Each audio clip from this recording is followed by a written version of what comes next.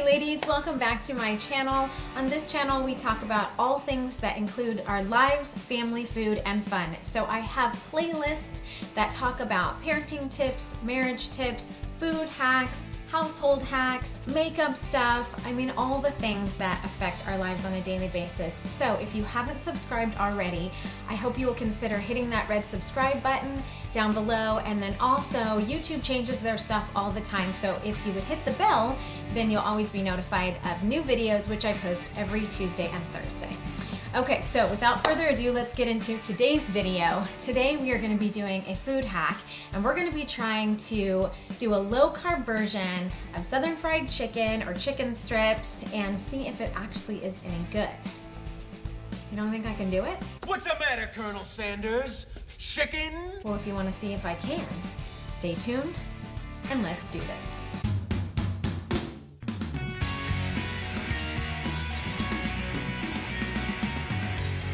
Okay, so I found a recipe online for Southern fried chicken, and I did alter it a little bit. I will link that website below so that you can check out their recipe. I altered it a little bit, as you'll see in this video. And I also used boneless, skinless chicken breast tenders instead of the full bone-in pieces like you would get at KFC. And so they are more like chicken strips, kind of like a Raising Cane's chicken strips versus the actual full bone-in, but you could do that. And then also, if you have tried a air fryer, would you leave me a comment below and tell me what you think of it? Because I did fry these and they're great, but baking them does not produce the crispiness that I like. And so then I fry them, and then of course you're using oil and all of that, which I would love to be able to kind of eliminate that. On a low carb diet, that really isn't a problem, but if you're also trying to do some calorie control in there, frying everything isn't that good for you, but it's good. I mean, it's really good. So if you've tried an air fryer, leave me a comment below on what you think of it, if it's super crispy and worth the investment, because I may go out and get one and try out some of these recipes that way. You can bake this again, but it's not gonna get the crispiness that it does from frying. Now, I baked mine for about 4 minutes on each side. I turned it halfway through just to get that coating to adhere to the chicken a little bit, and then less of it comes off in the fryer. And then I just deep fry it for a few minutes to crisp it up and get it nice and golden brown. So if you're interested in finding out how I did this, stay tuned and keep watching. Here you guys are in my kitchen, and we are gonna try this fried chicken recipe. Supposedly, it tastes just like the real thing, but is virtually carb-free, I think, with the ingredients that we're using. So I'm just gonna go over the ingredients really quickly. I'll put in the description below how much of each of the things that I used. But for time purposes, we're gonna go through this quickly. So you are going to need boneless, skinless chicken breast tenders and a pan, as well as some parchment paper. Then you're going to need some plain whey protein. I just bought this off of Amazon. You can use your favorite, whatever works, just the plain kind. You're gonna need some heavy whipping cream, some Parmesan cheese, onion powder, salt, oat fiber. I use Trim Healthy Mama oat fiber, but you can also find whatever your favorite is, I'm sure, off of Amazon. And I'm also using a couple of eggs. We're gonna dip the chicken into the eggs before we put it in our coating. And we are using pork rinds.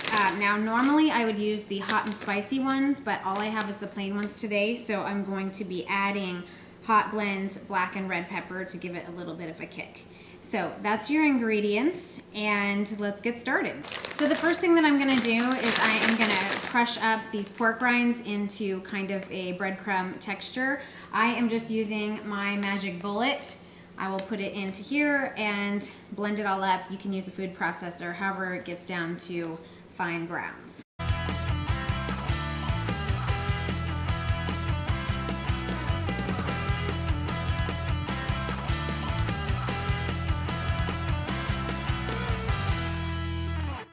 Okay, so this is what it looks like. This is the coating. Looks pretty good to me, actually. Looks like normal coating. So now we're gonna do the wet ingredients, and I'm gonna put that into here. All right, so now we've got the chicken, and we've got the heavy cream egg mixture with water, and we have the coating. So I've just got these little chicken tenders right here. I feel like they are the best for this. They get a good amount of coating. They fry up really well. They're not huge. Now the recipe that I found online, and I will link to that, I've altered it just a little bit. The seasoning that they put on there, I don't have, so I kind of did my own seasoning.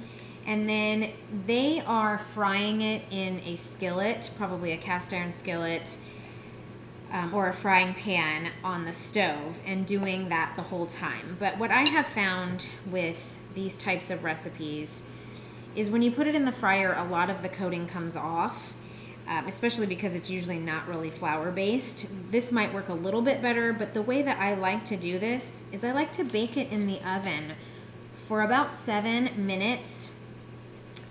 And that kind of helps, for one, it cooks the chicken.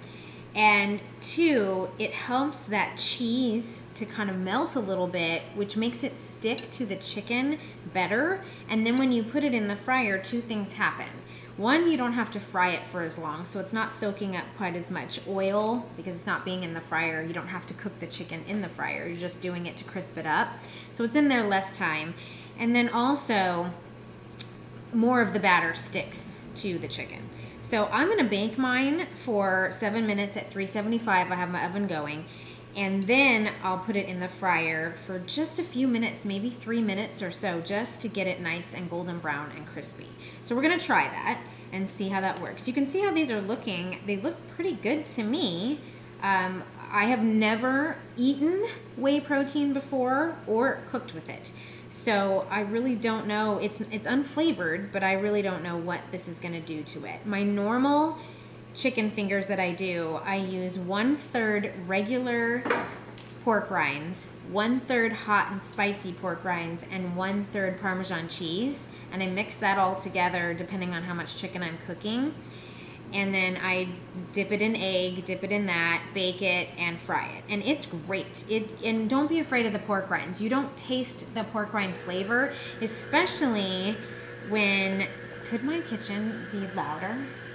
The fridge is going off. But especially when you mix it with Parmesan cheese and you use the hot and spicy ones, the hot and spicy pork rinds, you can't tell that it's pork rinds. No one would ever know that it's pork rinds unless you told them. My entire family loves it. Everybody eats it. I've served it for guests before who are not on a low carb diet. So it's definitely worth checking out for a coating for chicken. Okay, this is what it looks like. It's kind of half done. So now we're going to put them in the fryer. Oh, we're gonna try this.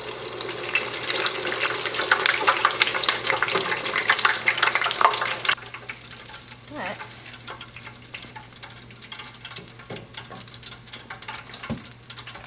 let's see. All right, here is the final product.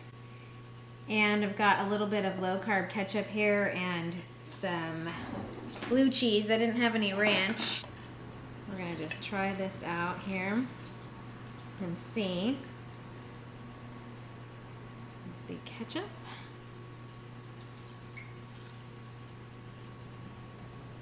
It's really good. This is not like Southern fried chicken like that you would find at KFC.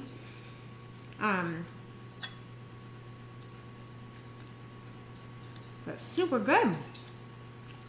Doesn't taste weird at all. Just tastes like crunchy chicken fingers. It's really crunchy on the outside. I don't know if you can hear that, but good flavor on its own. Nice spice to it. I still think I'll use spicy pork rinds next time because I really like it with the kick. This is good. 2 thumbs up for this. I'll put the recipe in the description box and give it a try and tell me what you think. Good. Okay, that is it for today's video. I hope you enjoyed this. I hope it inspires you to try out a new recipe. Also, leave me a comment below if you have a low-carb recipe that you would like me to try. I will certainly try that out in a future video. And until next time, stay inspired, and I'll see you in the next video. See you, ladies.